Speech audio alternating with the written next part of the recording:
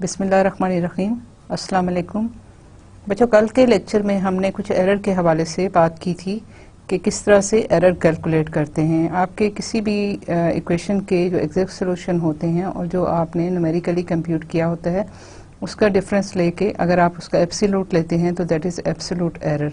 इसी तरह से हमने रिलेटिव एरर की बात की थी और हमने परसेंटेज एरर की भी बात की थी और हमने एग्जांपल्स में आपको शो किया कि आपके जो रिलेटिव एरर है वो कंपैरेटिवली बेहतर है as compare to absolute error. तो अगर हमने कैलकुलेट करना है तो हम या तो रिलेटिव एरर कैलकुलेट करेंगे या परसेंटेज एरर कैलकुलेट करेंगे, लेकिन ये है कि जो जो हम आगे बढ़ते जाएंगे तो हमारी इक्वेशंस डिफरेंट होती जाएंगी, हमारे पास सिस्टम ऑफ इक्वेशन आएगा तो उसमें फिर मैं आपको बताऊंगी कि एरर किस तरीके से कैलकुलेट किया जाता है। लेकिन बेसिकली जो बेसिक कॉन्सेप्ट है वो यही है कि आप जो है वो डिफरेंस कैलकुलेट करते हैं एक्चुअल सोल्यूशन का, एग्जैक्ट सोल्यूशन का, और जो कंप्यूटेड वैल्यूज होती हैं उसके डिफरेंस से आपको एरर पता चलता है। लेकिन फिर ये है कि किस टाइप का एरर आपको ज़्यादा अच्छी इन्फॉर्मेशन देता है, ज़्यादा रिजल्ट को कम्प्रिहेंसिव बनाने में मदद देता है, वो आपको उसमें रिलेटिव और परसेंटेज एरर जो हैं वो ज़्यादा बेहतर हैं as compare to absolute error के। इसी तरह से बाकी जो एरर इन्वॉल्व कैसे होते हैं कंप्यूटेशन में उसके हवाले से हम आज आपको बताते हैं कि क्या होता है। The main source of error are gross error, error in original data, round off error, truncation error, they all cause the same effect. ठीक है कि आपका जो है वो रिजल्ट जो है वो एग्जैक्ट नहीं से दूर होता चला जाता है जो जो ये एरर्स आपके बढ़ते चले जाते हैं। और इन एरर्स को बेसिकली हमारा पर्पस है कि हम न्यूमेरिकल कंप्यूटेशन में बेसिक पर्पस ये है कि आप इन एरर को मिनिमाइज करते हैं। जब ये एरर मिनिमाइज हो जाते हैं तो आपके रिजल्ट जो हैं वो बहुत क्लोज आ जाते हैं आपके एक्चुअल रिजल्ट से।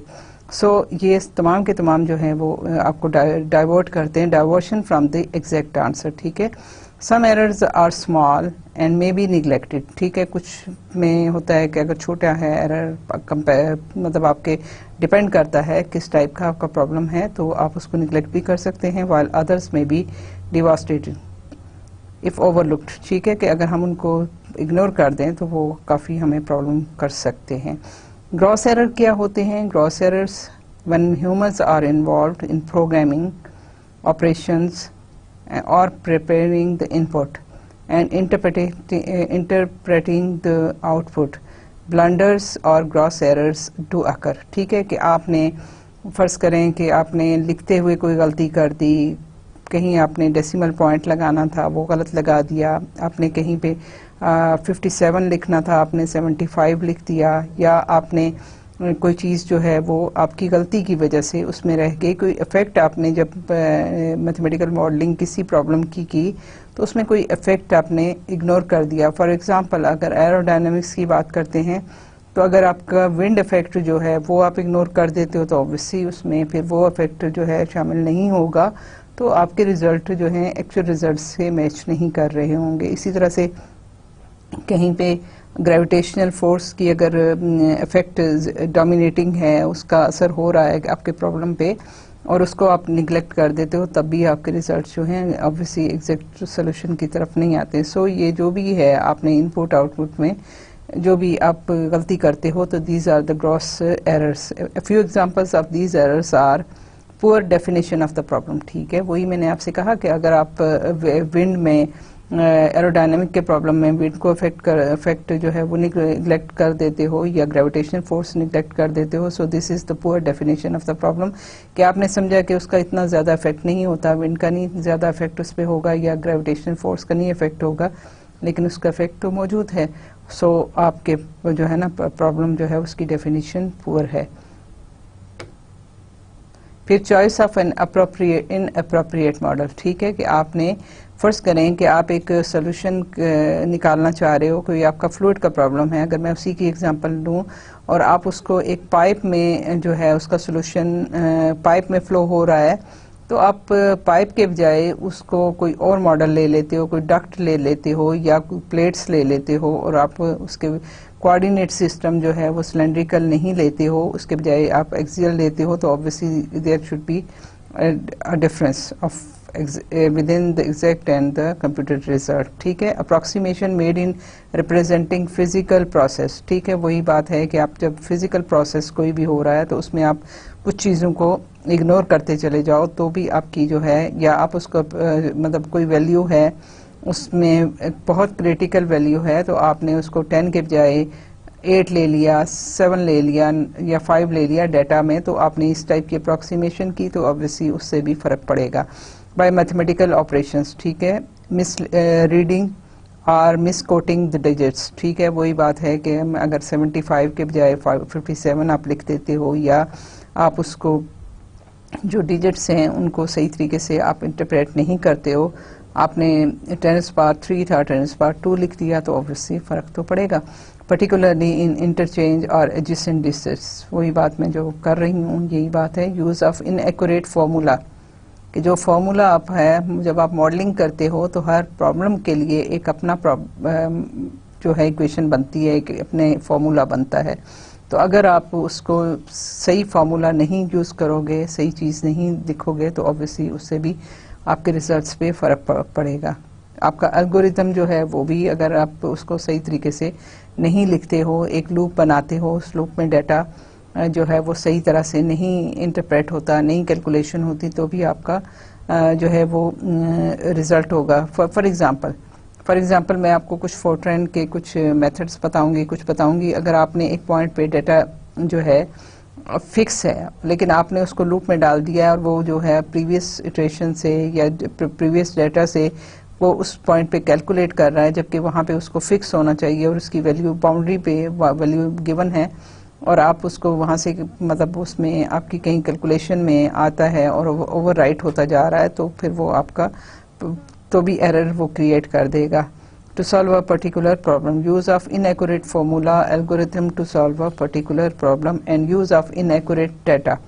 जो डाटा आपको अवेलेबल है, मतलब आप अगर उसको करते हैं और आपको वो सही नहीं मिलता, जिस तरह से फ़र्ज़ करें कि आप पॉपुलेशन जो है वो इस पाकिस्तान की पॉपुलेशन काउंट करना चाहते हैं, तो अगर आपको हर घर में से जब आप डाटा कलेक्ट करते हैं तो लोग आपको अगर सही डाटा नहीं देते तो ऑब्वियसली आपकी जो कैलकुलेशन होंगी वो उस तरीके से सही नहीं होंगी, कि आपने जो डाटा कलेक्ट किया है वही सही नहीं था, तो आपके ऑब्वियसली रिजल्ट जो हैं वो भी सही नहीं होंगे. This can be avoided by taking enough care.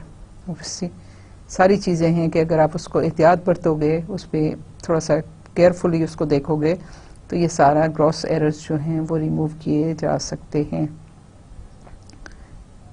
Sometimes a test run with known result is worthwhile. ठीक है, कि आपके पास एक जो अभी भी हम यही करेंगे कि हमारे पास न्यूमेरिकल कंप्यूटेशन बेसिकली बहुत हैवी प्रॉब्लम्स के लिए यूज़ किया जाता है.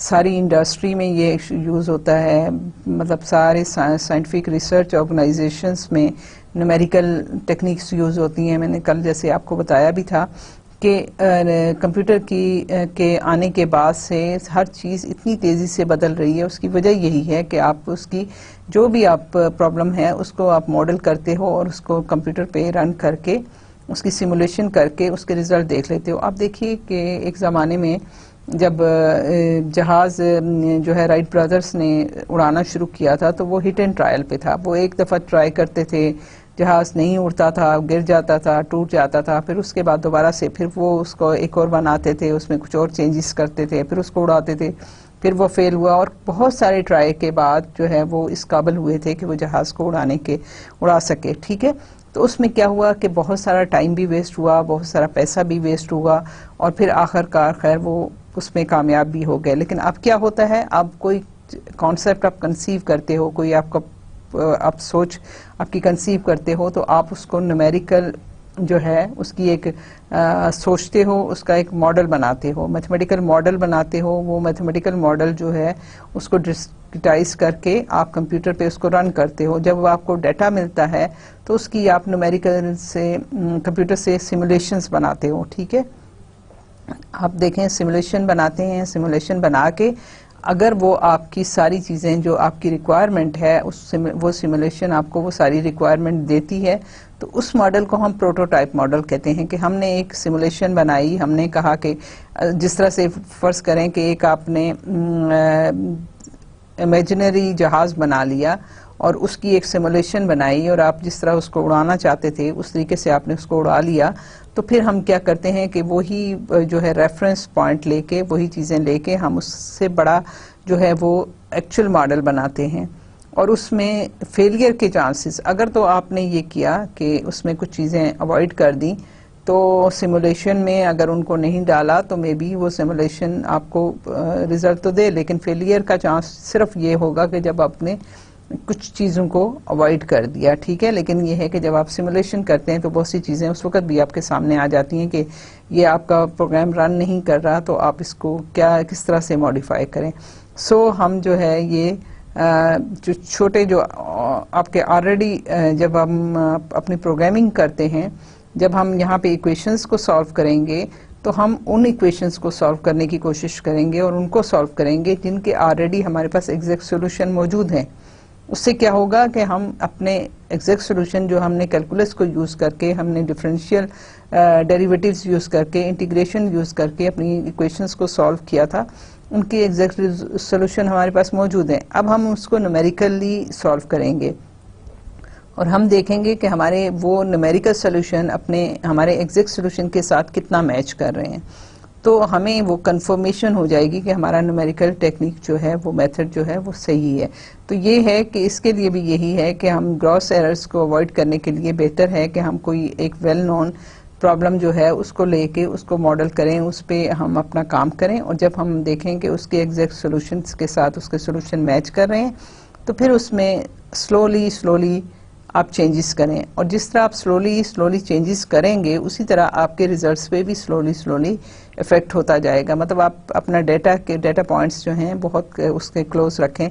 फॉर एग्जांपल, अगर आप एक फ्लूइड लेते हैं जो कि न्यूटोनियन है, जो कि सिंपल फ्लूइड है, जैसे पानी है या स्पिरिट है या कोई सिंपल सा है, उसकी इक्वेशन को आप सॉल्व करते हैं, उसके रिजल्ट आपके पास मौजूद हैं, तो फिर आप उसमें नॉन न्यूटोनियन की बात करेंगे तो उसका नॉन न्यूटोनियन का जो पैरामीटर है, नॉन न्यूटोनियन मीन्स के थोड़ा सा आपका फ्लूइड थिक हो जाए या थोड़ा सा और मजीद लाइट हो जाए, उसकी नेचर बदल जाए, तो वो जो थोड़ा सा चेंज हो रहा है तो उसकी थोड़ा इफेक्ट जो है वो उसको आहिस्ता आहिस्ता फ्लूइड को गाढ़ा करते चले जाएं और आप देखें कि आपके इफेक्ट भी, आपके रिजल्ट्स भी उसी तरीके से स्लोली चेंज होते जाएंगे। तो आपका जो है रिजल्ट जो है फिर आप किसी न किसी नए नतीजे पे पहुंच सकते हैं किसी नए फ्लूइड के साथ। इसी तरह से कोई भी है, जब आप चेंज करते हैं तो आपके पास जो है नोन रिजल्ट्स के साथ आप उसको पहले मैच करते हैं, फिर उसके बाद अपनी रिक्वायरमेंट के हिसाब से अपने एल्गोरिथम को चेंज करते चले जाते हैं।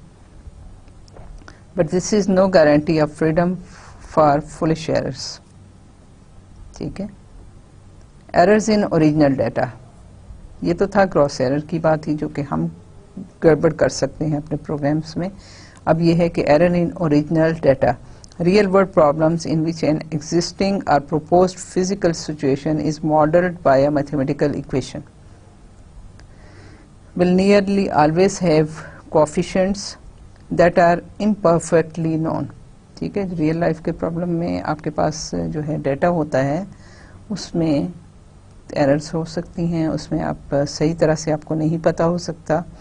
The reason is that the problem often depend on measurements of doubtful accuracy. Further, the model itself may not reflect the behavior of the situation perfectly. We can do nothing to overcome such errors by any choice of method, but we need to be aware of such uncertainties. ठीक है कि हमें कुछ situation, कुछ जब हम model कर रहे होते हैं तो उसमें एग्जैक्ट हमें चीज़ें पता नहीं होती, तो जो कुछ हमें मालूम होता है हम उसके अकॉर्डिंगली अपना मॉडल करते हैं, तो वहाँ पे कुछ प्रॉब्लम्स रह जाती हैं, कुछ चीज़ें जो हम फोर्सी कर देते हैं, जो हम इग्नोर कर देते हैं, वो उनकी वजह से हमें एरर जो होता है। लेकिन हमें पता होना चाहिए कि हमें कुछ जो है प्रॉब्लम्स अभी मौजूद हैं जो कि हम नहीं देख पा रहे या हमारा डाटा उतना करेक्ट नहीं है। In particular we may need to perform test to see how sensitive the results are to change in the input information. वही मैं आपको कह रही थी ना कि थोड़ा आप चेंज करेंगे, थोड़े आपके रिजल्ट जो हैं चेंज होने चाहिए, तो तब आपकी स्टेबिलिटी होती है। अदरवाइज आपका एल्गोरिथम या आपका जो प्रोसीजर है वो भी गलत हो सकता है। So the see how sensitive the results are to change in the input information, since the reason for performing the computation is to reach some decision with validity in the real world. Sensitivity analysis is extremely important. There are errors which arise after a mathematical formulation is obtained.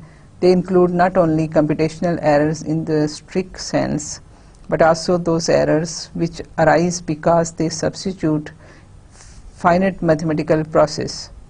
ठीक है, we substitute finite mathematical process. अब देखें, कोई भी आप number लिखते हैं, मैंने आपको कल बताया था कि कैलकुलस में आप लिखते हैं तो आप जितने मर्जी उसमें डिजिट शामिल करते जाएं, लेकिन कंप्यूटर में हम फाइनाइट चीज़ों को यूज़ करते हैं. हमारे पास एक तो हम कंटिन्यूस फंक्शंस को डिस्क्रिटाइज करके डिस्क्रीट पॉइंट्स की बात करना शुरू कर देते हैं. फिर हम जो है नंबर हैं, उन नंबर की भी एक लिमिट होती है. हम उसको इन्फिनिट नंबर तक डिजिट्स नहीं डाल सकते, बल्कि हमें कहीं ना कहीं उसको टर्मिनेट करना पड़ता है. So we substitute finite mathematical process for infinite mathematical process. ठीक है, for example the substitution of the sum of finite series for the value of a function. ठीक है, कि आपके सम ऑफ फाइनाइट सीरीज तो इन्फिनिट होती है, लेकिन आपने उसको कहीं ना कहीं जाके रोकना होता है. सो उसका जो सम आप लेंगे तो ऑब्वियसली वो नहीं होगा जो इन्फिनिट सीरीज का. There are errors of mathematical approximations. The finite representation of numbers in the machine leads to round off error. क्या हुआ? ये जो चीज़ है ये आपको राउंड ऑफ एरर कहलाती है. कि आपने फर्स्ट करें, आपने पाई की वैल्यू लिखी. पाई की वैल्यू क्या होती है? 3.1415. आगे वो चलता चला जाता है. बहुत इन्फिनिट नंबर ऑफ डिजिट्स जो हैं वो, क्योंकि कभी भी टर्मिनेट नहीं होती वैल्यू. 22/7 जब आप करते हैं तो वो टर्मिनेशन पे नहीं आता. लेकिन क्या है कि आप उसको कहीं ना कहीं रोक देते हो कि बस मैंने डेसिमल के बाद 5 डिजिट्स लेने हैं, या मैंने डेसिमल के बाद 10 डिजिट्स लेने हैं, मैंने डेसिमल के बाद 15 डिजिट्स लेने हैं, लेकिन 15 के बाद मैं उनको छोड़ देती हूँ. तो नॉर्मली हम क्या करते हैं कि हम उसके बाद के जो हैं डिजिट्स वो छोड़ देते हैं. तो वो छोड़ना जो है वो राउंड ऑफ एरर कहलाता है. ठीक है, एक इसमें फिर आपके पास जो है एक चॉपिंग होती है, दूसरा ये राउंड ऑफ होता है. चॉप करने का मतलब ये होता है चाहे उसका आखिरी जो पहला जो डिजिट जो हम छोड़ रहे हैं उनमें से पहला अगर 5, 6, 7 हो तो भी हम उसको हटा दें और कुछ भी ना उसको करें. दूसरा तरीका ये होता है कि अगर हमने हमेशा देखा है कि जब हम फाइनाइट नंबर ऑफ डिजिट्स लिखते हैं तो आखिरी डिजिट जो हम छोड़ना चाह रहे होते हैं, अगर वो 5 या 5 से ग्रेटर होता है तो हम जो अपने रिटेनिंग जो डिजिट्स हैं लास्ट डिजिट में 1 जो है वो ऐड कर लेते हैं. फ़र्ज़ करें कि आपके पास अगर मैं देखूं तो फ़र्ज़ करें 256.349234567 है. ठीक है, इसमें से मैं ये कितने डिजिट हो गए डेसिमल के बाद? 1 2 3 4 5 6 7 8 9 और 10. और मैं इसको सिर्फ जो है 1 2 3 4 5 6 7 डिजिट रखना चाहती हूँ. तो मैं क्या करूँगी? 3 4 9 2 3 4 5. ठीक है, अगर मैं ये 1 2 3 4 5 6 7, ठीक है, तो मैं अगर तो ये मेरे पास है 6 7 2 जो मैं छोड़ रही हूँ. ठीक है, ये जो है छोड़ रही हूँ. अगर मैं इसको यहीं से इसी तरह गायब कर दूँ और ये सारे का सारा ले लूँ तो ये मेरी चॉपिंग हो गई. लेकिन अगर मैं इसको 6 7 2 को अगर मैं इसको छोड़ना चाहती हूँ और मैं ये 5 के बजाय इसमें एक ऐड कर दूँ तो ये 6 4 3 2 9 4 3 और 2 5 6, अगर मैं ये लिखती हूँ तो ये मेरा राउंड ऑफ हो गया कि मैंने उसको आखिरी डिजिट को, बिकॉज ये 5 से ग्रेटर था तो मैंने एक ऐड कर लिया. ठीक है, और अगर ये 5 से लेस होता तो मैं वैसे ही इसको छोड़ देती. तो ये आपका राउंड ऑफ जो है ये आपकी जो है फाइनाइट नंबर ऑफ रिप्रेजेंटेशन में आपके पास जो है वो एरर इस तरीके से इन्वॉल्व होते हैं. whereas the finite representation of process lead to the truncation error. ठीक है, ट्रंकेशन एरर क्या होती है? A term truncation error refers to those errors caused by the method itself. ठीक है, मेथड्स की वजह से जो एरर्स आती हैं उनको ट्रंकेशन एरर्स कहते हैं. For example, caused by the approximation used in the mathematical formula of the scheme. ठीक है, कि आपने एक सीरीज है, उस सीरीज को आप कुछ टर्म्स जो हैं आखिर में छोड़ देते हैं, तो दैट इज द ट्रंकेशन। ठीक है, when a more complicated mathematical expression is replaced with a more elementary formula. ठीक है, कि आपने क्या किया कि आपके पास एक फॉर्मूला आया, लेकिन आपने उसको एक अप्रॉक्सीमेट सीरीज में, जैसे टेलर सीरीज आप कर लें फ्रॉम, ठीक है, कि हमने कोई एक फॉर्मूला जो हमारे पास बहुत कॉम्प्लिकेटेड था, हमने उसको रिप्लेस कर दिया किसी भी सिंपल अप्रॉक्सीमेशन से। फॉर एग्जांपल, जो मैंने सबसे पहले आपको एक एग्जांपल दिखाई थी जिसमें था e rays to the power minus x square. तो हमने क्योंकि हमें इसके लिए इंटीग्रेशन जो है वो नहीं मिल रही थी और नहीं आती, तो हम इसको न्यूमेरिकली, अगर इसकी टेक्निक खैर जो भी है हम बाद में करेंगे, लेकिन अगर मैं इसको किसी से अप्रॉक्सीमेट करना चाहती हूँ, फॉर एग्जांपल मैं टेलर सीरीज यूज़ करना चाहती हूँ, तो इसकी क्या है, ये आपके पास हो जाएगा 1 plus minus x square by 1 factorial हो गया, plus minus x square over 2 factorial. ठीक है, ये मैं आपकी इसकी सीरीज जो है ये मैं आपको बता रही हूँ, ये इसकी सीरीज इस तरह से लिखी जाती है। और फिर ये है कि इसकी फाइनाइट नंबर ऑफ टर्म्स हैं। अब exponential e rays to the power x square को हमने अप्रॉक्सीमेट कर दिया, और अप्रॉक्सीमेट करने के बाद इस सीरीज को भी एक लिमिट तक, लेट से हमने इसको ले लिया minus x square raise to the power 10 आखिरी हमने ली। ठीक है, 10 फैक्टोरियल, और उसके बाद की हम वैल्यूज़ को निगलेक्ट कर देते हैं। तो ये जो ट्रंकेशन है, ये आपने ट्रंकेट कर दिया, हमने बाकी टर्म्स जो आगे थी उनको हमने छोड़ दिया, मींस कि हमने उस फार्मूला में ये रिप्लेस किया, अप्रॉक्सीमेट किया, और फिर आगे जो टर्म्स हैं उनको हमने छोड़ दिया। तो ये आपकी एरर जो है ये ट्रंकेशन एरर कहलाती है। This terminology originates from the technique of replacing a complicated function with a truncated Taylor-Maclaurin series, जैसे मैंने अभी आपको ये चीज़ समझाई है। या बाइनोमियल एक्सपेंशन जो है वो आप उसके साथ करते हैं। इन्फिनिट ज्योमेट्रिक प्रोग्रेशन और एनी अदर अप्रॉक्सीमेशन, कोई भी किसी भी टाइप की आप अप्रॉक्सीमेशन जब लेंगे और फाइनाइट नंबर ऑफ टर्म्स लेंगे, तो आपकी जो एरर होगी that will be the truncation error.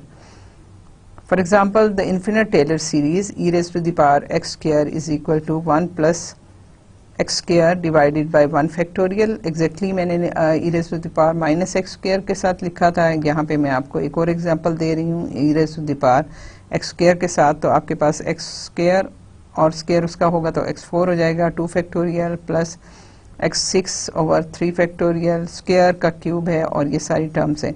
और लास्ट में जाके कोई n टर्म है जो कि हम ले रहे हैं, और उसके बाद हम उसको निगलेक्ट कर रहे हैं। Might be replaced with just the 5 terms. ठीक है, कि आपने एक्स स्क्वायर रेज़ टू और whole raise to the power 5, तो आपने सिर्फ 5 टर्म्स को रखा। ठीक है, और बाकी सारी छोड़ दी। तो ये आपके पास जो है, इसको हमने देखा कि हम इसमें ये आपकी 1 2 3 4 5 सिर्फ 5 टर्म्स आपने रखी, बाकी आपने इग्नोर कर दी। This might be done when approximating an integral numerically. ठीक है, तो ये आपका राउंड ऑफ एरर है। फिर given that I is an integration from 0 to half e rays to the power x square dx। अब इसको जब हम इंटीग्रेट करते हैं तो इसका एग्जैक्ट सोल्यूशन जो है वो आप देखिए कि इसका एग्जैक्ट सोल्यूशन ये गिवन है।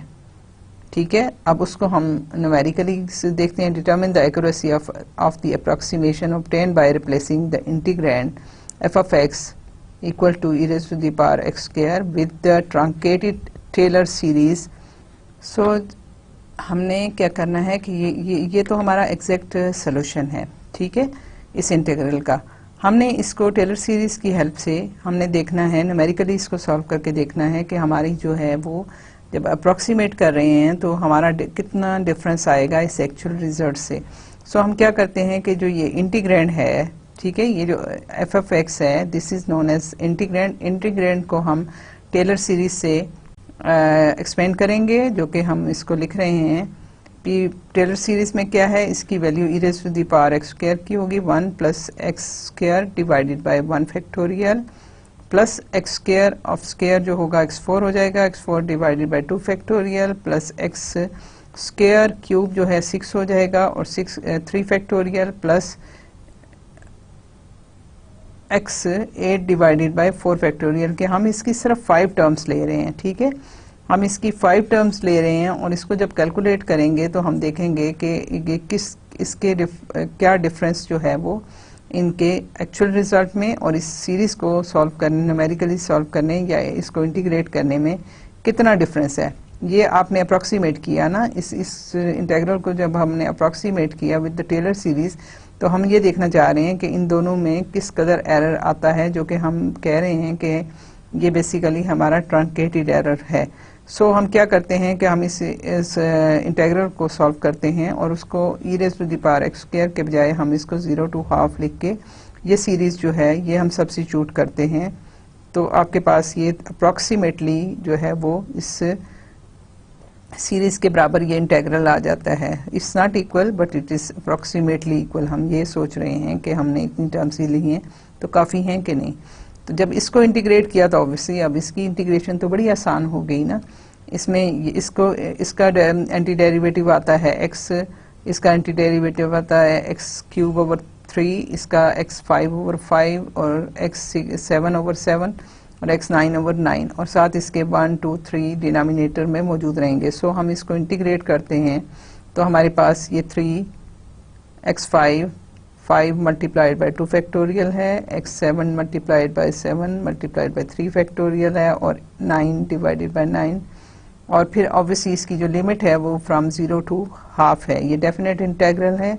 सो हम इसकी जब वैल्यू सब्स्टिट्यूट करेंगे तो हमारे पास क्या आ जाएगा, x की जगह हाफ आ गया, इसकी जगह हमारे पास 1/24 आ गया, नेक्स्ट जो है वो 1/320 आ जाएगा। ये सब जो वैल्यूज़ हैं इनको आप जब सब्स्टिट्यूट करेंगे और इनको सॉल्व करेंगे और इनकी वैल्यू तो ये आपके पास आता है और देन आखिरी आपके पास ये है। जब इन सब को हमने ऐड किया तो फिर हमारे पास ये जो है वैल्यू जो है डिनोमिनेटर में देखिए ये सारे इनके एलसीएम ले लें। एलसीएम लेने के बाद जब आप इसका न्यूमरेटर को ऐड करेंगे और इसका जो एलसीएम होगा वो आप देखेंगे तो आपके पास ये वैल्यू ये आ गई, ठीक है। जब इसको हमने डेसिमल में कन्वर्ट किया तो हमारे पास आ गया 0.544986720817 जो कि आपके पास सीरीज का जो आपने इंटीग्रल लिया वो है, ठीक है। टेलर सीरीज जो आपने एक्सप्लेन की उसका जो इंटीग्रल है उसमें आपके पास आया। सो आपके पास जो रिलेटिव एरर है वो i minus i asterisk divided by i जो एक्चुअल वैल्यू है वो आपका रिलेटिव एरर होगा। सो हम इसमें वैल्यू सब्स्टिट्यूट करते हैं तो आपके पास i माइनस आई स्टेरिक जो है वो 7.10⁻⁻7 के आपके पास देखिए यहाँ पे आप देखें लास्ट में जाके 20817 है। अगर मैं पीछे जाऊं तो मेरे पास जो है वो ठीक है आपके पास लास्ट में 544987104148 है। तो लास्ट में जाके आपके पास जो है इसके रिजल्ट में डिफरेंस आ रहा है। तो वो रिजल्ट जो है वो डिफरेंस आप देखिए यहाँ आपको डिफरेंस नज़र आ रहा है। सो ये डिफरेंस जो है जब हमने किया तो हमारे पास ये 10⁻⁻7 का ये हमारे पास रिलेटिव एरर आई। तो ये जो है approximation i asterisk agree with the true answer to 5 significant digits, ठीक है। तो आपकी सिग्निफिकेंट डिजिट्स कितनी है 1 2 3 4 5, तो 5 तक तो सेम है, उसके बाद डिफरेंस है। तो सो हम कहते हैं कि ये हमारा इन 5 डिजिट्स तक जो है वो आंसर सही है। उसके बाद हमारा थोड़ी सी एरर जो इन्वॉल्व हुई है कंप्यूटेशन में, क्योंकि हमने अपने इंटीग्रल को सॉल्व करने के लिए उसको टेलर सीरीज में एक्सपेंड करके उसका सोल्यूशन अप्रॉक्सीमेट सोल्यूशन निकाला है। सो उसके बाद राउंडिंग एरर है। हमने ये ट्रंकेशन एरर की बात की थी, अब हम राउंडिंग एरर की बात करते हैं। This is the most basic source of error in a computer. All computing devices represents numbers except for integers with some impression, ठीक है। कि आपके पास जो है इंटीजर्स तो हमारे डेसिमल नहीं होता, ठीक है, उसमें कोई डेसिमल पॉइंट के बाद की बात नहीं होती, लेकिन जो हमारे बाकी नंबर्स हैं उनमें डेसिमल्स होते हैं और उनकी नंबर्स की बात होती है। तो जब भी हम उसमें अपने नंबर्स को रिप्रेजेंट करते हैं तो वहाँ कोई ना कोई एरर इन्वॉल्व हो जाती है और प्रिसीजन जो है उसकी वो सही नहीं रहती। Digital computers will nearly always use floating point numbers of fixed word length. ठीक है, कि एक तो फ्लोटिंग पॉइंट नंबर्स होते हैं, मैंने आपको बताया था कि कोई भी नंबर होता है जब हम उसको फ्लोटिंग पॉइंट नंबर में रिप्रेजेंट करते हैं तो डेसिमल और एक्सपोनेंशियल फॉर्म में इसकी तीन पार्ट्स होते हैं। एक साइन होता है, फिर उसका जो है वो उसका फ्रैक्शनल पार्ट होता है और देन उसका एक्सपोनेंशियल पार्ट होता है। तो हम इन तीनों पार्ट्स जो हैं उस फॉर्म में जब इसको लिखते हैं, the values are not expressed exactly by such representations. ठीक है, तो और फिर यह है कि उसको ऑब्वियसली जब आप करते हैं तो मैंने आपको बताया था कि आप उसकी भी जो फ्रिक्शनल पार्ट होता है उसको भी आप लिमिट कर देते हो, तो पूरे का पूरा नंबर आप उस तरह से नहीं लेते हो। बाज़ दफ़ा अगर लंबा नंबर ऑफ डिजिट ज़्यादा हैं तो इस तरह से आपके राउंड ऑफ एरर जो है वो अकर होता है। व्हेन अ कैलकुलेटर और computer is used to perform real number calculation, this error arises because the arithmetic perform in a machine involves numbers with only a finite number of digits। वही बात मैं आपसे कर रही हूँ, say n significant digits by rounding off the n plus 1th place, ठीक है, and dropping all digits after the nth with the result that calculations are performed with approximate representations of the actual numbers. That is error introduced by rounding off numbers to a limited number of decimal places. This is called the rounding numbers, or the error that results from replacing a number with its floating point form is called the rounding error. For example, pi की बात है, वो आपके पास क्या है 0.314159265, ये आगे चलता जाता है और ट्रांसफार 1। ठीक है, तो 5 digit floating point form of pi जो है वो क्या है, यूजिंग द चॉपिंग इज, मैंने आपको चॉपिंग की बात भी बताई थी कि राउंड ऑफ एरर जो है वो साथ चॉपिंग भी होती है, चॉपिंग करें या उसको राउंड ऑफ करें, तो उसमें ये है। अब ये कि अगर 5 डिजिट्स की बात करते हैं तो ये है 1 2 3 4 5 तक आप करें तो इसके साथ आपके पास ये 9265 जो हैं वो हट जाएंगे, तो आपके पास ये नंबर सिर्फ इस तरह से लिखा जाएगा। ठीक है, which is 3.1415 and is called the chopping floating point representation of pi. Since 6th digit of the decimal expansion of pi is a 9, and the floating point form of pi using 5 digit rounding is, अब देखिए chopping में हमने क्या किया, chopping में हमने सिर्फ chop कर दिया, ठीक है, इसको कि 9265 और उससे आगे की तमाम जो हैं डिजिट्स हैं वो हमने छोड़ दिए। लेकिन जो राउंडिंग फ्लोटिंग पॉइंट रिप्रेजेंटेशन है उसमें हमने ये किया कि क्योंकि हमारा लास्ट डिजिट जो था दैट वाज ग्रेटर देन 5, तो हमने क्या किया कि हमने यहाँ पे एक नंबर 0.000001 जो है वो इसमें ऐड कर लिया। ठीक है, हमने ये ऐड किया तो हमारे पास क्या हुआ कि ये 5 के बजाय ये अब यहाँ पे आपके पास 6 आ गया। हमने यहाँ पे एलिमिनेट कर दिए ये सारे के सारे, यहाँ से हमने चॉप किए, लेकिन हमने इसके साथ इस 9 के बजाय जब इसको रिमूव किया तो इस डिजिट को हमने 1 प्लस कर दिया, तो वो जो है वो आपकी राउंडिंग फ्लोटिंग पॉइंट रिप्रेजेंटेशन कहलाती है। लेकिन अगर हम इसको कुछ भी नहीं करते, सिर्फ चॉप कर देते, तो वो चॉपिंग फ्लोटिंग पॉइंट रिप्रेजेंटेशन आपकी कहलाती है। तो उसमें चॉपिंग में काफ़ी एरर इन्वॉल्व हो सकता है, लेकिन राउंडिंग में एरर जो है वो कम होता है as compare to chopping. The error that results from replacing a number with its floating point form is called the round off error, regardless of whether the rounding or chopping method is used। ठीक है, कि round off error तो है, लेकिन फिर उसके बाद कि ये राउंडिंग जो है वो चॉपिंग है या राउंड ऑफ है। ठीक है, when 2 3 digit numbers are multiplied together, their product has either 5 or 6 places। ठीक है, अगर जब आप 3 नंबर्स को ज़ाहिर है मल्टीप्लाई करते हो, 3 डिजिट्स हैं, दो नंबर्स हैं जिनके 3 डिजिट्स हैं, तो जब आप उनको मल्टीप्लाई करते हो तो उसमें फिर या तो आपको 5 नंबर या 6 नंबर मिलते हैं। ठीक है, आपके जो रिजल्टेंट डिजिट आता है, नंबर आता है, उसमें 5 या 6 डिजिट्स मौजूद हैं। फॉर एग्जांपल आपने ये इसको मल्टीप्लाई किया 0.236 मल्टीप्लाई मतलब 2.36 हुआ, ये आपने लिखा है इसको फ्लोटिंग पॉइंट अरिथमेटिक की फॉर्म में, तो दिस इज 0.236 मल्टीप्लाइड बाय 10⁻⁴ और इसको आप मल्टीप्लाई कर रहे हैं 0.127 मल्टीप्लाई बाय 10⁻1 से, तो आपके पास रिजल्टेंट जो आएगा that will be either 5 digits और 6 डिजिट्स। ठीक है, तो आपने जब इसको मल्टीप्लाई किया तो ये हमारे पास ये मल्टीप्लिकेशन मैंने सिंपल लिखी है कि आप किस तरह से इसको मल्टीप्लाई कर रहे हो।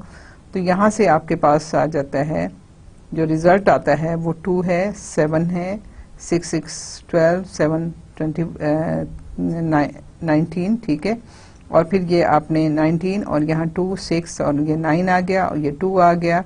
और क्योंकि हमारे पास जो है वो डेसिमल आप देखिए 1 2 3 4 5 6 है, तो 1 2 3 4 5 6 के बाद हमने डेसिमल प्लेस करना है। सो इसकी जो मल्टीप्लिकेशन आ गई वो हमने ये कर दी, तो आपके पास नंबर ऑफ डिजिट्स आप देखिए कि इतने आ गए। और ऑब्वियसली इन दो को जब आपने मल्टीप्लाई किया तो ये 10⁻2 आ गया। अब इसमें हम क्या करेंगे कि या तो हम राउंड ऑफ करना है, तो क्योंकि दिस इज ग्रेटर देन 1 तो हम इसमें जो है वो ये ऐड कर देंगे और हमारे पास जो है यहाँ पे 1 ऐड करेंगे तो ये आपके पास आंसर जो है वो आ जाएगा पॉइंट, क्योंकि यहाँ पे 1 ऐड हुआ तो ये 9 और 1 10 हो गया, 10 ऐड हुआ तो फिर एक और फिर 0 हो गया, ये 0 हो गया और 2 की बजाय 3 हो गया। सो आपके पास जो है ये एरर जो है और 0.03 हो गया, तो दैट विल बिकम 0.3 और उसके साथ आपने इसको 10⁻1 कर लिया। ठीक है, हमने क्योंकि हमने कहा ना कि जब हम फ्लोटिंग पॉइंट अरिथमेटिक करेंगे तो हमारा पहला डिजिट जो है वो नॉन ज़ीरो होना चाहिए। यहाँ पे ये क्योंकि डेसिमल के बाद का डिजिट 0 है, सो हमने इस डेसिमल को यहाँ प्लेस कर दिया और 0.3 हो गया और आपके पास 10⁻1 आ गया। तो जब आप चॉप करेंगे तो क्या है कि आप बिल्कुल सिंपल ये 7 2 जो है इसको गायब कर देंगे, तो आपके पास जो आंसर आएगा वो 0.299 आएगा। ठीक है, लेकिन जब आप राउंड ऑफ करेंगे तो आपके पास आंसर जो है वो आपका वो आएगा 0.3 आ जाएगा। ठीक है, तो आपके पास जो है ये वैल्यू इस तरह से आ गई।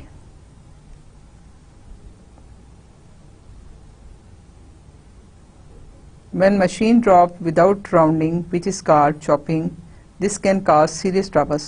वही देखें ना, मैंने आपको बताया ना कि लास्ट में अगर आपके नंबर जो हैं वो 5 से ग्रेटर हैं तो वो आपका अच्छा खासा डिफरेंस जो है वो बनेगा और आप जो है उसको ऑब्वियसली लेकिन अगर आप राउंड ऑफ एरर करते हैं तो क्योंकि आपका जो लास्ट डिजिट होता है उसको आप कंपनसेट कर देते हैं तो आपकी एरर जो है वो कम हो जाती है, लेकिन चॉपिंग से आपकी जो है वो एरर ज़्यादा हो जाएगी। Round of causes trouble mainly when two numbers of about the same size are subtracted। अब ये देखिए कि कंप्यूटर में हमेशा जहाँ भी मैंने आपको पिछले लेक्चर में बताया था कि जहाँ भी माइनस का साइन हो हम चाहेंगे कि हम उसको अवॉइड कर दें। उस माइनस के साइन को हम किसी न किसी तरीके से अगर कन्वर्ट कर सकते हैं तो पॉजिटिव साइन में कन्वर्ट कर दें। सो आपकी जो तकरीबन एक ही तरह के जो नंबर्स होते हैं जब उनको आप सब्ट्रैक्ट करते हो तो आपके जो है वो काफ़ी ज़्यादा प्रॉब्लम आपको आती है कि आपकी राउंडिंग एरर में वो बढ़ जाती है। As a result of the cancellation of the leading digit the number is shifted normalized to the left until the first digit is not zero. This shifting can bring the round off errors that were in the extreme right part of the number well into the middle, if not up to the extreme left. In the later step, we shall think that we have an accurate number when we do not। ठीक है, आपकी ये है कि जब आप minus करते हैं और आपके पास जो है वो आप दो एक ही तरह के नंबर होते हैं तो पता नहीं कहाँ जाके वो जो है उनका डिफरेंस आता है। सो आपकी जब कैंसलेशन होती है तो वहाँ पे आपको प्रॉब्लम आती है। सो हम जो है मैंने आपसे कहा कि आपको अवॉइड करना चाहिए जहाँ पे भी माइनस साइन हो। Second more insidious trouble with the round of error, especially with chopping, is the presence of internal correlation between numbers in the computation, so that step after step the small error is always in the same direction and one is therefore not under the protective umbrella of the statistical average behavior। क्या है कि अगर वो एक ही तरह से अगर error है पॉजिटिव है तो वो एक ही तरह से फंक्शन अगर इंक्रीजिंग फंक्शन बनता जा रहा है तो वो इंक्रीजिंग बनता जाएगा, अगर डिक्रीजिंग है तो डिक्रीजिंग बनता जाएगा विद नेगेटिव साइन, लेकिन एरर जो है वो एक ही डायरेक्शन में होगी तो वो ऑब्वियसली वो उसमें बढ़ती चली जाएगी। Accumulated round off errors and local round off error. Accumulated क्या है कि आपके पास डिफरेंट नंबर्स हैं, आप बहुत सारी आपके पास टर्म्स हैं, उन सबको आप प्लस करते जा रहे हो, तो क्या है कि एक फर्स्ट जो प्लस माइनस हो रहा है या मल्टीप्लिकेशन हो रही है, वो वहाँ पे कुछ एरर इन्वॉल्व होती है, नेक्स्ट टर्म में फिर कुछ एरर इन्वॉल्व होती है, उससे नेक्स्ट टर्म में फिर कुछ और एरर इन्वॉल्व होती है। तो जब सबको इकट्ठा करते हैं तो दैट इज़ द एक्यूमुलेटिव जो है वो एरर आ गई आपकी, राउंड ऑफ एरर। ठीक है, तो लोकल राउंड ऑफ एरर है कि एक टर्म की एरर आपके पास है। तो अभी हम इसकी कुछ एग्जांपल भी करके देखेंगे कि कैसे होता है। Analysis of the round off error present in the final result of a numerical computation, usually termed the accumulated round of error, and the error resulting from individual rounding or truncating operations are called the local round of errors. Error accumulation in computation, error accumulation in addition, कि add करते हुए कितनी error. अब इसके लिए let us consider the addition of two numbers p and q, the true values with the approximate values। ठीक है, आपके पास क्या है कि कोई भी दो नंबर हैं p और q, जो कि ये ट्रू वैल्यूज हैं, उसके साथ आपने कहीं कैलकुलेट किए हैं p और q, और उनके एग्जैक्ट सोल्यूशन आपके पास हैं p और q। हम दो नंबर हमने कैलकुलेट किए हैं जिनके एक्चुअल जो हैं रिजल्ट्स हैं वो p एंड q हैं, और उसमें हमने कोई सीरीज यूज़ की या किसी तरीके से भी हमने एक अप्रॉक्सीमेट उसकी वैल्यू कैलकुलेट की, p asterisk and q asterisk. ठीक है, तो आपके पास क्या है कि एक्चुअल वैल्यूज आपके पास p हैं और उसकी अप्रॉक्सीमेट वैल्यू p स्टेरिक है, एक्चुअल वैल्यू q है और उसकी q स्टेरिक है। तो हम जब एडिशन दोनों नंबर्स की करेंगे तो हम देखना चाहते हैं कि उसकी एक्यूमुलेटेड जो है एरर वो क्या है। सो हम उसके लिए क्या करते हैं कि हम मेथड यूज़ करते हैं कि लेट अस से कि p की वजह से जो आपके पास एरर इन्वॉल्व हो रही है दैट इज़ एप्सिलॉन p है, और जो q की एरर जो इन्वॉल्व हो रही है वो आपके पास एप्सिलॉन q है। तो फिर हम उसको इस तरह से लिख सकते हैं कि p जो है वो एक्चुअल वैल्यू है and p will be equal to p asterisk plus epsilon p, कि ये एरर जब हम इसमें इन्वॉल्व करते हैं, इसको ऐड करेंगे तो हमें एक्चुअल वैल्यू मिलेगी। सिमिलरली हमें q जो है वो q asterisk plus epsilon q है। तो जब इन दोनों नंबर्स को हम ऐड करते हैं, let z equal to p plus q। ठीक है, ये एक और नंबर है जो कि एक्चुअल दोनों वैल्यूज को जब हमने ऐड किया तो हमें एक और नंबर मिला c। Late us say z is equal to p plus q। तो आपके पास क्या है, इसके साथ जो एरर इन्वॉल्व हुई है, जब नंबर को ऐड किया तो ऑब्वियसली दोनों नंबर्स की एरर भी ऐड हो जाते हैं, और इसके साथ हम उसको z के साथ हम रिलेट कर रहे हैं एरर को एप्सिलॉन c के साथ। तो फिर z स्टेरिक जो है वो आपके पास क्या होगा, p asterisk plus q asterisk. Obviously जब हमने z को इस तरह से इन्वॉल्व ऐड किया तो z स्टेरिक जो कैलकुलेटेड वैल्यू है वो आपके पास ये आ गई। Then the sum is z asterisk is equal to z plus epsilon is equal to p asterisk plus epsilon asterisk. ठीक है, जब इसमें आपके पास एरर इन्वॉल्व हुई, या इसको अगर हम लिखें तो p जो है z को हम z स्टेरिक के साथ रिलेट करते हैं, और p जो है वो p के साथ इस तरह से रिलेट होगा। तो हमारे पास क्या आएगा, p asterisk plus epsilon p plus q asterisk plus epsilon q। ठीक है, हमारे पास क्या चीज़ है कि ये जो z है दैट इज इक्वल टू, अगर मैं यहाँ लिखना चाहूँ तो मैं इसको लिख भी दो सकती हूँ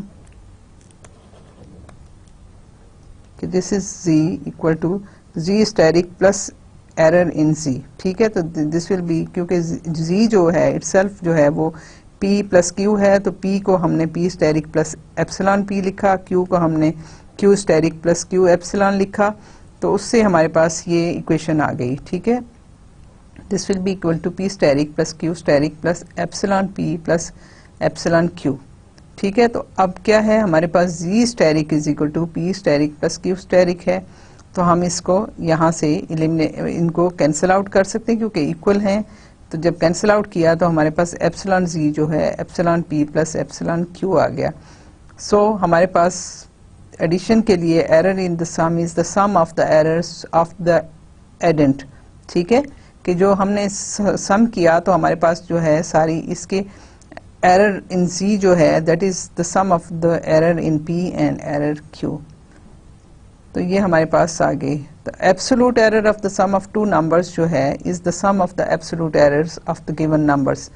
दैट इज एब्सोल्यूट एरर जो है वो हम EA से शो कर रहे हैं, that is absolute error of easy that is equal to absolute, ये एक्चुअली क्या है कि हमने लिया है absolute error z is equal to absolute error of p plus absolute error of q। तो जब हम इसकी एब्सोल्यूट लेंगे इसकी वैल्यू तो ये होगा absolute E P plus absolute q, और ये जो है वो जो ट्रायंगुलर इनइक्वालिटी है वो आपको देती है कि this is equal to absolute p plus absolute error of q। तो ये जो चीज़ है ये हमने यहाँ पे इसको इस तरह से शो किया है। So this formula can be extended to any number of terms. ठीक है, आपके पास अब हमने दो नंबर्स की बात की थी ना, p एंड q की। There can be any number, 10 हो सकते हैं, 20 हो सकते हैं, 100 होते हैं, कोई भी हो आपके पास, वो सारे के सारे इसी तरह से होंगे। That is epsilon 1, epsilon 2, epsilon 3, और ये सारे n टर्म्स हैं आपके पास। इनके एरर्स जो हैं आप इसको ऐड करेंगे तो आपकी एब्सोल्यूट एरर जो है, तो absolute errors of all number, sum of absolute number of. ठीक है, तो रिलेटिव एरर जो है वो आप कैलकुलेट करें तो आपके पास क्या है, absolute error divided by the real value. ठीक है, absolute number of real value, तो रिलेटिव एरर आपका कैलकुलेट होता है absolute error divided by the sum of the given numbers. ठीक है, तो आपके पास जो है वो आपके वैल्यू आ गई relative error divided by the absolute value of the sum of the numbers. ठीक है, तो आपके पास ये यहाँ से जब आप करेंगे तो आपके पास ये वैल्यू जो है यहाँ से कैलकुलेट हो जाती है। अब ये तो हमने देखा सम में हमने देखा कि कोई इतना बड़ा मसला नहीं है सम की हर एरर जो है, लेकिन वो एक्यूमुलेट हो रही है। ठीक है, हर एक पोर्शन, हर एक नंबर की एरर जो है वो दूसरे में ऐड होती जा रही है, और अल्टीमेटली आपको टोटल एरर जो है वो सम ऑफ ऑल दोस नंबर्स जो है वो मिलती है। मल्टीप्लिकेशन में क्या होता है, मल्टीप्लिकेशन में the propagation of error in multiplication is more complicated. Let z is equal to p Q. ठीक है, ये मल्टीप्लाई हो रहा है, दोनों नंबर्स मल्टीप्लाई हो रहे हैं। हमने पिछली प्रीवियस एग्जांपल में किया है कि हमारे पास p जो है p asterisk plus epsilon p है, और q जो है q asterisk plus epsilon q है। सो हमारे पास, और z स्टेरिक जो था that was c equal to z asterisk plus epsilon c था। तो सो हमारे पास जो है ये p स्टेरिक जो है वो हमारे पास आ गया p स्टेरिक q स्टेरिक। तो प्रोडक्ट जो है वो हमारे पास z जो है p q आ गया, और यहाँ पे हमने प्रीवियस से इसको मल्टीप्लाई किया। तो अब जब इसको मल्टीप्लाई करेंगे तो हमारे पास क्या आएगा, p asterisk q asterisk plus p asterisk epsilon q plus epsilon q asterisk epsilon p and epsilon q। और हम ये कह रहे हैं कि ये एरर जो हैं स्मॉल हैं, स्मॉल नहीं होंगे तो ऑब्वियसली ये तो और बड़ा मसला बन जाएगा। सो हम सपोज कर रहे हैं कि दीज आर स्मॉल। सो जब इनको मल्टीप्लाई कर रहे हैं तो ये आ गया p asterisk q asterisk plus p asterisk epsilon q plus q asterisk epsilon p और plus epsilon p epsilon q। ठीक है, hence if p steric and q steric they are larger than 1 in absolute value, the terms p steric epsilon q and p steric epsilon p, they show that there is a possibility of magnification of the original data। कि अगर ये values जो हैं ये बड़ी हैं तो obviously जो जब multiply करेंगे तो that can be a large number। इसी तरह से ये भी लार्ज नंबर हो सकता है। सो आपके जो है ओरिजिनल डाटा में जो है वो काफ़ी डिफरेंस आ सकता है। Rearrange the terms to get P Q minus P asterisk P Q. ठीक है, आपके पास जो है वो आप एप्सिलॉन क्या है आपके पास जो है, अगर हम इसमें देखें तो z इक्वल टू हमारे पास था z equal to z asterisk plus epsilon z। So हम एप्सिलॉन z को लिख सकते हैं z माइनस z स्टेरिक। ठीक है, और z जो है वो पी क्यू है और z स्टेरिक जो है p स्टार q स्टार है। सो हम इसको दोबारा से यहाँ पे लिखते हैं कि पी क्यू जो है हमने कैलकुलेट किया है यहाँ से। सो हम p की वैल्यू यहाँ से लिख रहे हैं, क्योंकि हमारे पास पी क्यू की वैल्यू ये है, पी स्टेरिक क्यू स्टेरिक और ये सारी की, और minus P asterisk Q asterisk है, सो ये पी स्टेरिक क्यू स्टेरिक और ये P asterisk Q asterisk cancel out हो जाता है, और बाकी जो है वो सारी की सारी टर्म जो है वो आपके पास जो है वो इस उसमें वैल्यूज आ जाती हैं। ठीक है, अब suppose that p is not equal to 0 and q is not equal to 0। अगर तो 0 हो जाए तो फिर तो ये जस्ट मल्टीप्लाई करेंगे तो आपका एरर की मल्टीप्लिकेशन आ जाती है। अगर ये 0 नहीं है तो फिर क्या है कि हम इसको एप्सिलॉन z को डिवाइड करें p से और q से। ठीक है, तो हम हमारे पास जो एक्चुअल जो वैल्यू है, जो हम एब्सोल्यूट रिलेटिव एरर कैलकुलेट करते हैं, तो हमारे पास क्या आ जाता है, EZ divided by PQ and this is equal to p steric epsilon p over pq plus q steric epsilon p over pq plus epsilon p epsilon q divided by pq। अब इसके अलावा हम ये सोचते हैं कि p steric over p is approximately equal to 1 के हमने कहा ना कि एरर हम स्मॉल रखेंगे। अगर स्मॉल नहीं है तो फिर तो बहुत ज़्यादा प्रॉब्लम हो जाती है, हम उसको अफोर्ड नहीं कर सकते। सो हम सपोज ये कर रहे हैं कि हमारी एक्चुअल वैल्यू और हमारी अप्रोक्सीमेटेड वैल्यू जो है ऑलमोस्ट एक दूसरे के बहुत क्लोज हैं, बहुत स्मॉल एरर है। सो इनके जब डिवाइड करेंगे तो they will almost be equal to 1। इसी तरह से हम क्यू को भी सपोज करते हैं कि ये बहुत इक्वल है।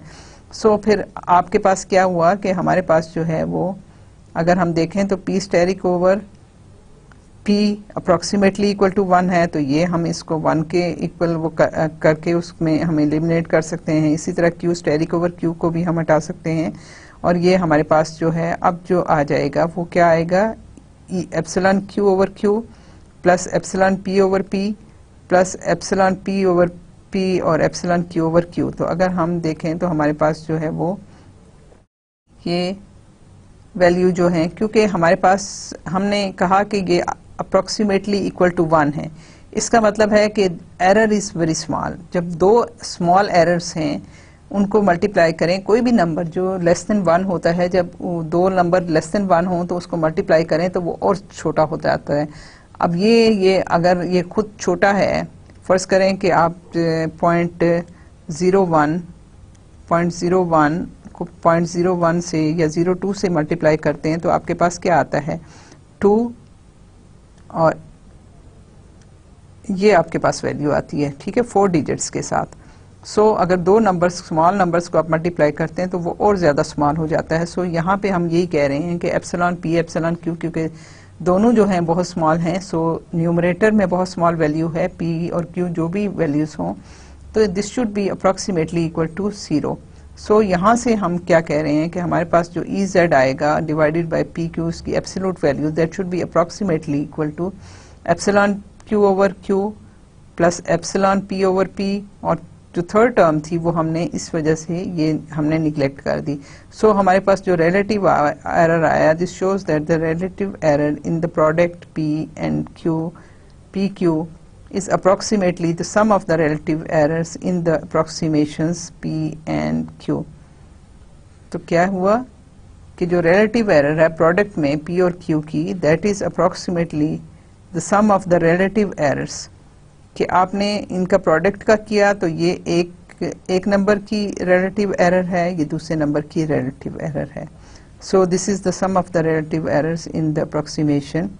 सो हमने एडिशन में किया था कि करस्पॉन्डिंग एलिमेंट्स की एरर जो है सम करें तो आपको मिलता है, और रिलेटिव एरर जो है प्रोडक्ट में भी आपने ये देख लिया, that is the relative error modulus of the product of two numbers does not exceed the sum of the relative error moduli. ठीक है, कि आपके पास जो है ये हमेशा इसी के ऑलमोस्ट इक्वल होगी।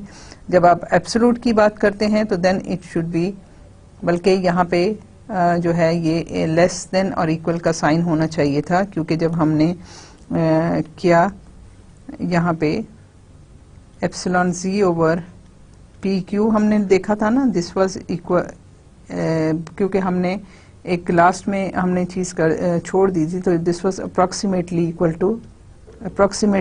To epsilon q over q plus epsilon P over P, ठीक है, क्योंकि हमने एक टर्म्स को निगलेक्ट कर दिया और जब आपने इसका एब्सोल्यूट लिया तो ये अप्रॉक्सीमेटली, लेकिन this is less than or equal to epsilon Q over Q, trigonometric जो हम लेते हैं ट्रायंगुलर इनइक्वालिटी लेंगे तो आपके पास ये जो है ये आ जाएगा, this should be less than or equal to. So यहाँ पे बेसिकली ये जो है ये लेस देन आर इक्वल का साइन जो है यहाँ पे होना चाहिए था। सो हमारे पास जो है this should not exceed, less than equal का मतलब यही हुआ कि इस इनके सम से इसका एरर जो सम है वो एरर जो है वो एक्सीड नहीं करेगा the given numbers. The relative error modulus of the product of n numbers जो है वो आप इसी तरीके से उसको n नंबर्स हैं तो वो आपके पास लेस देन और इक्वल टू, अगर x1 x2 x3 xn तक नंबर्स हैं तो उनका जो प्रोडक्ट है उसका एरर भी आपके पास ये आएगा। सो हमने आज के लेक्चर में ये देखा कि हमारे पास जो है वो हम डिफरेंट एरर्स जो हैं अप्रॉक्सीमेट एरर्स को जब हम अकोमोडेट करते हैं, जब उनको हम ऐड करते हैं या मल्टीप्लाई करते हैं तो हमारे पास जो है वो एरर जो है वो अकोमोडेट हो जाती है और वो कभी भी उस एक्चुअल सम करने से के एरर से बढ़ती नहीं है। सो अगर एरर स्मॉल है लेस देन 1 है तो हमें इतना ज़्यादा प्रॉब्लम नहीं होता, लेकिन अगर हमारे पास जो एरर है वो ग्रेटर देन 1 है तो obviously that will keep on increasing और वो हमारे पास जो सोल्यूशन है वो अच्छे सोल्यूशन नहीं आएंगे। इसीलिए हम नॉर्मली अपनी प्रॉब्लम्स को नॉर्मलाइज करके फिर काम करते हैं ताकि वो एरर जो है वो हमारी हमेशा लेस देन 1 ही रहे। सो आज का जो है लेक्चर हम यहाँ पे ख़त्म करते हैं। उम्मीद है कि आपको ये चीज़ें समझ आई होंगी और आप इसको आइंदा जो है पिछले जो है आपने लेक्चर भी रिवाइज़ किए होंगे इसको भी रिवाइज़ कीजिए। ये बहुत मुश्किल नहीं है, एक दफ़ा आप ध्यान से इसको पढ़ोगे तो आपको ये चीज़ें सारी समझ आ जाएंगी। So thank you so much.